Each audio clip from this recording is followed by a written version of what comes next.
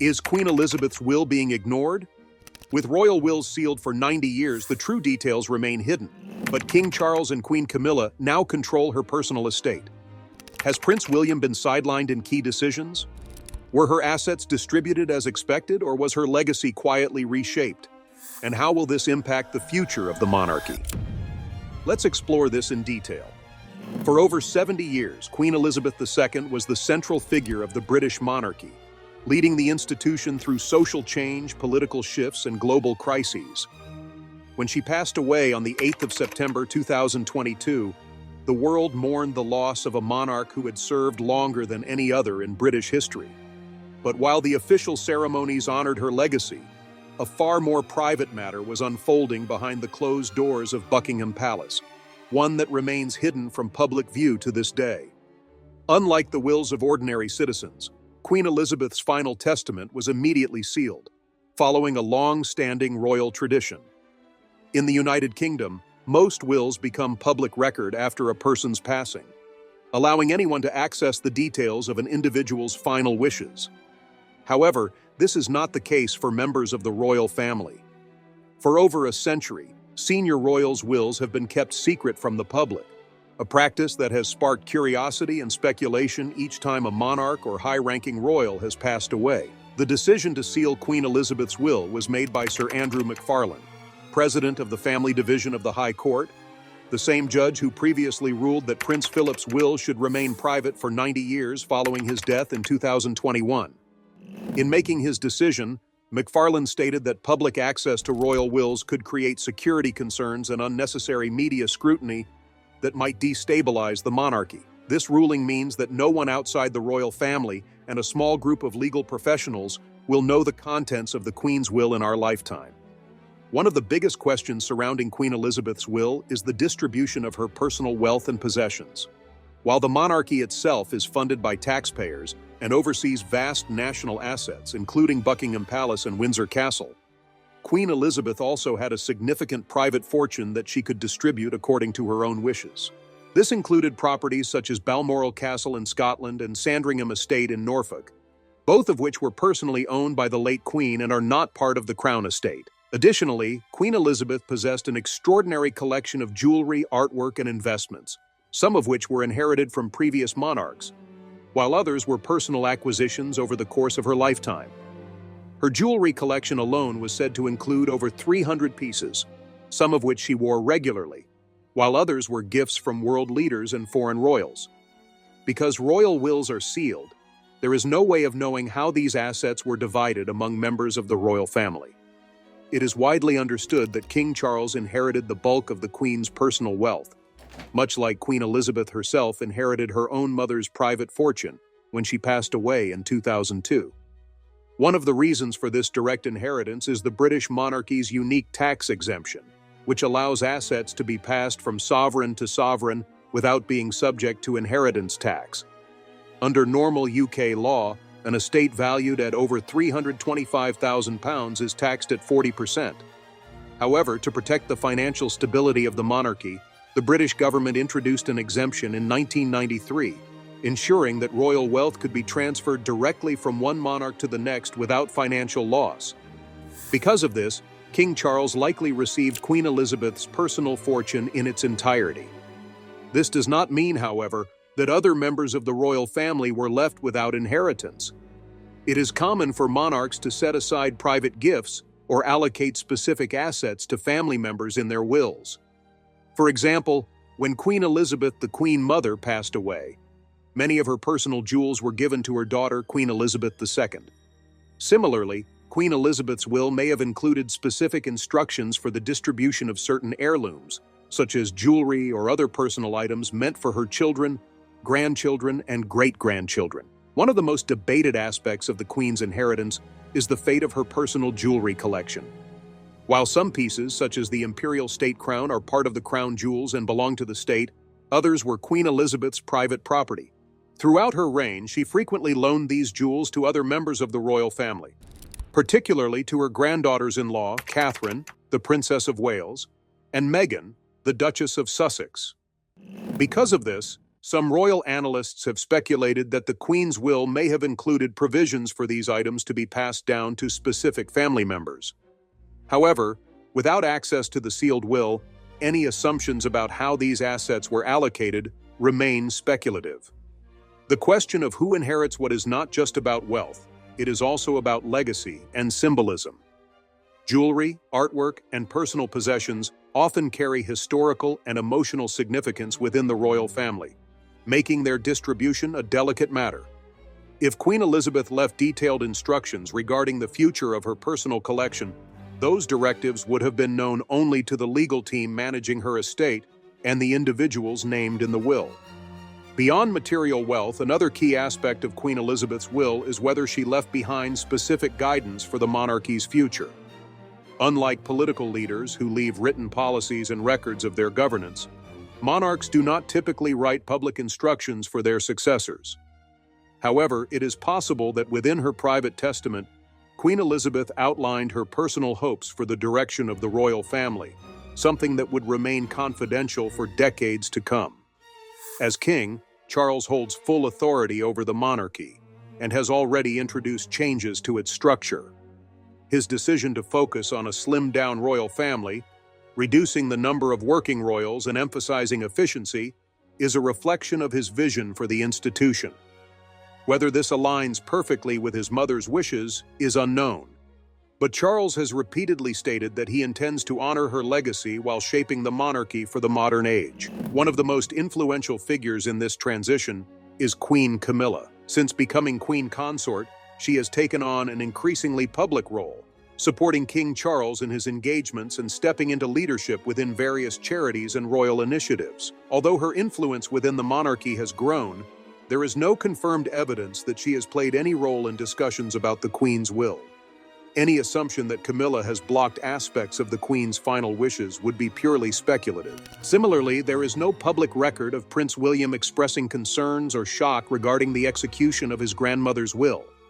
As the next in line to the throne, William has inherited the Duchy of Cornwall, an estate valued at over £1 billion, which provides him with a substantial financial foundation as he prepares for his future role as king. While he was undoubtedly close to Queen Elizabeth, there is no factual basis to suggest that he has challenged the handling of her will, or that he is at odds with King Charles over inheritance matters. The secrecy surrounding royal wills will likely remain a point of intrigue for years to come. Without public access to the document, speculation will continue regarding what the Queen's final wishes may have been and whether they are being fully honored. However, based on historical precedent, it is highly likely that the Queen's wealth was passed in a way that aligns with past royal transitions, with the majority of her estate going to King Charles, and select personal items distributed among other family members. As the monarchy moves forward under Charles's leadership, Queen Elizabeth's legacy remains a guiding force.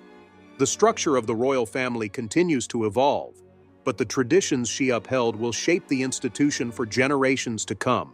While the public may never know the full contents of her will, one thing is certain: her influence endures in the hands of those who now lead the monarchy into its next chapter. As the world adjusted to the new era of King Charles's reign, changes within the monarchy began to take shape almost immediately. One of the most significant shifts was the growing prominence of Queen Camilla, who had now assumed a central role alongside her husband. Once a controversial figure in the royal family, her position had been solidified long before Queen Elizabeth's passing, when the late monarch publicly declared her wish for Camilla to be known as Queen Consort. This marked a turning point in public perception, as the Queen's personal endorsement carried great weight, especially given the historical complexities surrounding Camilla's relationship with the royal family. Despite this, her role in the institution has remained a subject of discussion. While Camilla has taken on numerous royal duties and charitable engagements, her influence within the monarchy's internal decision-making processes has been a point of speculation. Some royal observers believe she has become one of King Charles's most trusted advisors, while others argue that her presence is more ceremonial. Regardless of the exact nature of her authority, one thing is clear: her impact on the direction of the monarchy is undeniable. One of the first major tests of King Charles's leadership came with the transition of royal assets, responsibilities, and traditions following Queen Elizabeth's death. Though much of this process followed established protocol, there were key areas where adjustments were made. Charles's approach to modernizing the monarchy, particularly his vision of a smaller, more cost-effective royal family, became a defining aspect of his early reign. While this shift had been in motion for years, its execution under his leadership marked a stark contrast to the way his mother managed the institution. Under Queen Elizabeth, the monarchy operated with a wider network of working royals, each fulfilling public duties on behalf of the crown. However, Charles had long believed that the monarchy should adapt to modern expectations by streamlining its core members, ensuring that only those directly in the line of succession and essential to state affairs played an active role. His focus was on reducing costs, increasing transparency, and reshaping the royal household into a more sustainable entity. The implementation of this plan, however, was not without challenges. One of the immediate consequences of this strategy was a shift in the roles of certain family members. While Prince William and Catherine, the Princess of Wales, remained at the heart of royal operations, others found themselves with fewer official duties. The effects of these changes rippled through the extended royal family, leading to discussions about the future of figures such as Prince Edward, Princess Anne, and even Prince Harry, whose strained relationship with the monarchy had already led to his step back from royal duties years prior. At the center of these transformations was the handling of Queen Elizabeth's personal legacy. Unlike state affairs, which are guided by constitutional rules, the distribution of private royal assets often follows traditions that are not legally mandated, but rather shaped by precedent. The allocation of the Queen's personal belongings, from valuable jewelry to intimate heirlooms, remains undisclosed, leaving room for curiosity and analysis. This secrecy, while not unusual for the royal family, inevitably leads to public debate. Royal inheritance has historically been a sensitive topic, not only because of the financial implications, but also due to the symbolic weight of certain possessions. For centuries, the passing down of jewelry, furniture, letters, and other personal effects has served as a way to connect new generations of royals to their predecessors. Given the Queen's extensive collection of personal items, it is expected that many of these heirlooms have been distributed according to her wishes, though the specifics remain confidential. King Charles's personal approach to handling these matters is likely influenced by both tradition and his own vision for the monarchy. While he is expected to uphold the legacy of his mother, he has already demonstrated a willingness to reshape certain customs in a way that aligns with contemporary expectations. His decision to elevate Camilla from queen consort to simply queen, for example, signaled a shift in how royal titles were granted and perceived.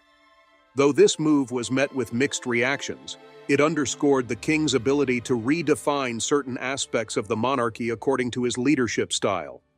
While Charles focuses on his broader vision, Prince William continues to play a crucial role in shaping the monarchy's future. As the direct heir, his responsibilities have grown significantly, and his influence in decision-making has become more evident. His priorities often reflect a blend of tradition and modernization, aligning with the late Queen's preference for gradual but necessary change. Having spent years observing his grandmother's leadership, William is seen as a key figure in maintaining stability while also ensuring the monarchy remains relevant in the 21st century. The Prince of Wales has consistently expressed a desire to modernize the royal family's approach to public service by making engagements more accessible to the general public. His focus on issues such as mental health awareness, climate change, and early childhood development has set him apart as a future king who seeks to address contemporary social challenges. This approach mirrors the late Queen's adaptability, as she too made adjustments over the decades to maintain public trust and relevance. One of the challenges William may face in the coming years is balancing his own vision for the monarchy with the expectations set by King Charles. While they share many common goals, their leadership styles differ in key ways. Charles, who waited over 70 years to ascend the throne, has spent decades preparing for this role and has strong ideas about how the monarchy should be structured. William, on the other hand, represents a new generation of royals who must navigate the increasing demands of a more modern and socially conscious society. As the Prince of Wales, William now oversees the Duchy of Cornwall, an estate valued at over £1 billion, which provides financial independence to the heir to the throne. This role places him in direct responsibility over one of the most significant sources of royal wealth, allowing him to make long-term decisions about land management, sustainability initiatives, and economic investments. The duchy's operations have historically been handled with a focus on continuity, ensuring that it remains a stable financial pillar for future generations of the monarchy. The extent to which William will influence future decisions regarding royal finances and inheritance remains to be seen, but his approach thus far suggests a commitment to transparency and modernization. His increasing involvement in key royal matters signals that, despite King Charles's firm grip on the institution, the transition to the next generation is already underway. For now, the monarchy continues to move forward under King Charles and Queen Camilla's leadership, with Prince William playing an increasingly vital role in preparing for his future as king. While the details of Queen Elizabeth's final wishes remain undisclosed, what is clear is that her legacy continues to shape the institution she led for over 70 years. The handling of her personal estate, the adjustments made within the royal family, and the evolving roles of its members all reflect the ongoing transition into a new era. As the public watches these changes unfold, one thing is certain: the monarchy is in a period of transformation, and the decisions made today will define its path for years to come. The balance between preserving tradition and embracing change is at the heart of this evolution, and those leading the institution must navigate this delicate line with care. With William at the forefront of this next chapter, the question is not only how he will honor the legacy of his grandmother, but also how he will shape the monarchy in his own image. The monarchy has always been an institution that moves forward while keeping one foot in the past. The choices made by King Charles and Queen Camilla will continue to guide the royal family through this transition, but the day will come when the weight of the crown passes to the next generation. When that moment arrives, it will be Prince William who determines what the future of the monarchy will truly look like. As the world waits to see how this next chapter unfolds, one thing remains certain: history is still being written, and the royal family, as always, must evolve to meet the challenges of the times. The balance between duty, legacy, and adaptation will continue to define the institution, just as it has for centuries. The British monarchy has long been defined by tradition, continuity, and a careful balance between transparency and discretion. One of the most guarded aspects of royal life is the handling of personal wills, particularly those of senior royals. Unlike the estates of ordinary citizens, which are subject to public probate, royal wills are sealed to prevent scrutiny and speculation. This practice has been in place for over a century, ensuring that the financial and personal affairs of the monarchy remain shielded from public view. The decision to seal a royal will is not made arbitrarily. It is a legal procedure overseen by the High Court, specifically by the President of the Family Division. In the case of Queen Elizabeth's will, the ruling followed the precedent set by previous royal deaths, including that of Prince Philip in 2021. The justification for this secrecy is rooted in the belief that revealing the contents of a royal will could lead to unwanted public debates, potential security risks, and unnecessary controversies that might destabilize the monarchy's carefully curated image. This secrecy, however, also fuels ongoing curiosity. Without access to the details of the Queen's will, the public can only speculate about how her personal assets were distributed. While much of her fortune likely passed to King Charles in accordance with royal tax exemptions, the fate of her personal belongings remains unknown. Unlike the Crown Estate, which is managed as a public institution, the Queen's private wealth was hers to distribute as she saw fit. This distinction is significant, as it determines whether an item belongs to the nation or to the royal family's private holdings. One of the key questions surrounding the Queen's will is the distribution of her jewelry collection. Throughout her 70-year reign, Queen Elizabeth amassed an extensive collection of valuable pieces, many of which held deep historical significance. Some of these jewels were gifts from world leaders, others were inherited from previous monarchs, and some were personal acquisitions. Certain pieces, such as the imperial state crown and the coronation necklace, belong to the crown jewels and are part of the nation's heritage. However, the Queen also had a collection of private jewelry, which she frequently loaned to members of the royal family. In past royal transitions, personal jewelry has been distributed among family members according to the wishes of the deceased monarch. When Queen Elizabeth, the Queen Mother, passed away in 2002, Her jewelry collection was largely inherited by Queen Elizabeth II. It is likely that a similar process took place following the late Queen's passing, though the exact details remain undisclosed. Royal watchers have noted that since her death, Queen Camilla, Catherine, the Princess of Wales, and other senior royals have been seen wearing pieces that once belonged to the late Queen, suggesting that certain items have been reallocated. Aside from jewelry, another point of interest is the fate of Queen Elizabeth's private estates. Unlike Buckingham Palace, Windsor Castle, and other official residences, Balmoral Castle and Sandringham Estate were personally owned by the Queen. Balmoral, in particular, held deep sentimental value for her, as it was her summer retreat and a place where she spent many private moments with her family. Sandringham also had historical significance, being the estate where several generations of the royal family gathered for Christmas celebrations. Both estates have remained within the royal family following the Queen's passing, but the question of inheritance remains unanswered. It is widely assumed that King Charles inherited these properties, as monarch-to-monarch transfers are common practice. However, it is possible that specific provisions were made in the Queen's will regarding their use and management. If instructions were given for these properties to be maintained for future generations or preserved in a particular way, they would be known only to the inner circle of royal advisors and legal professionals who handled the estate. Beyond material wealth, there is also the matter of written correspondence and private records. Queen Elizabeth was known for her meticulous record-keeping, and her personal letters, diaries, and other documents could provide invaluable insights into her thoughts and experiences as a monarch. These materials, if included in her will, may have been directed to the royal archives, where they would remain sealed for a designated period before being made available for historical research. While the Queen's will remains a closely guarded document, the broader discussion about royal transparency continues to evolve. Over the years, there have been calls for greater openness regarding royal finances and inheritance practices, particularly given that the monarchy is partially funded by public money. However, the royal family maintains that certain aspects of its operations must remain private to preserve the dignity and stability of the institution. King Charles has shown a willingness to modernize certain aspects of the monarchy, particularly through financial adjustments and a streamlined royal household. However, when it comes to matters such as the Queen's will, he has followed the traditional approach, ensuring that its contents remain confidential. This decision is in line with royal precedent, but it also raises questions about whether future generations of royals, particularly Prince William, might take a different stance. As the future king, William has expressed a commitment to making the monarchy more relatable and in touch with the public.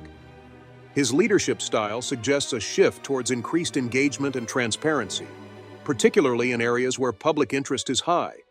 Whether this approach will extend to matters such as royal inheritance remains to be seen. Given that the secrecy surrounding royal wills is legally reinforced, any changes would require a shift in both policy and tradition. For now, the mystery surrounding Queen Elizabeth's will remains intact. While certain aspects of her personal estate have gradually become apparent through royal appearances and public engagements, the full details may not be known for nearly a century.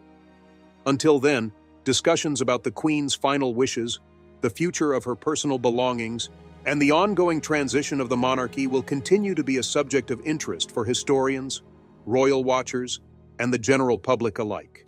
With the monarchy now firmly under the leadership of King Charles, the focus has shifted to how the institution will evolve in the years to come.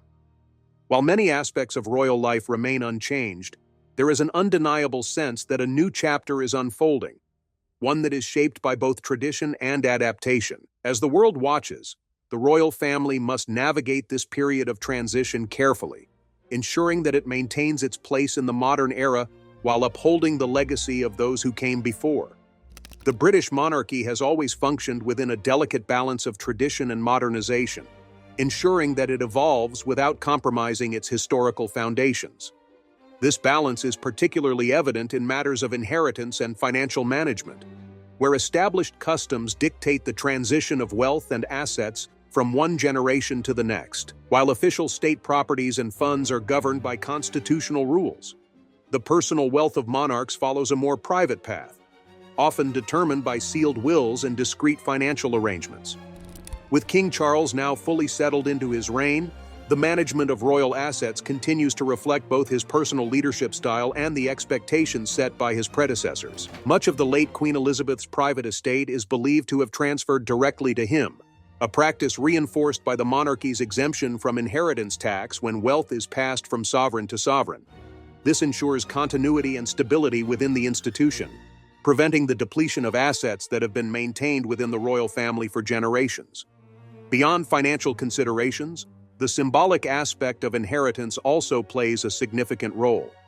Queen Elizabeth's personal items, from jewelry to furniture and artwork, hold historical and sentimental value. These possessions serve as more than just material wealth. They represent the continuity of the monarchy's legacy.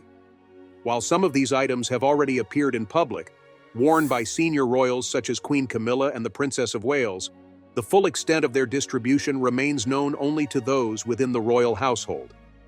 As the monarchy adapts to changing times, there is an ongoing conversation about transparency and public accountability. Prince William, in particular, has shown a preference for a more open and engaged approach, aligning with his efforts to modernize the royal family's relationship with the public. While the handling of Queen Elizabeth's will remains private, it raises broader questions about how future transitions within the monarchy will be managed.